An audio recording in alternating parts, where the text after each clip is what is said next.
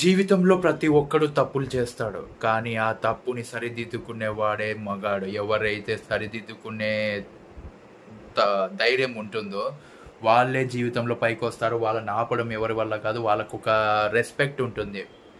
ఇప్పుడున్న ఈ సమాజంలో వాళ్ళకైతే మంచి రెస్పెక్ట్ అయితే ఉంటుంది. ఎందుకంటే తప్పులు చేసేవాళ్ళు ఈజీగా చేసేస్తారు. కానీ ఎవరైతే తమ తప్పు తెలుసుకొని బయటికి రావాలి, సొల్యూషన్ ఎతకాలి, దాన్ని సాల్వ్ చేసుకోవాలి, ఆ తప్పు మళ్ళీ ఎప్పుడు చేయకోకుండా ఉండాలి అనుకునే వాళ్ళే దాని కోసం ఒక దారినైతే వెతుకుతారు.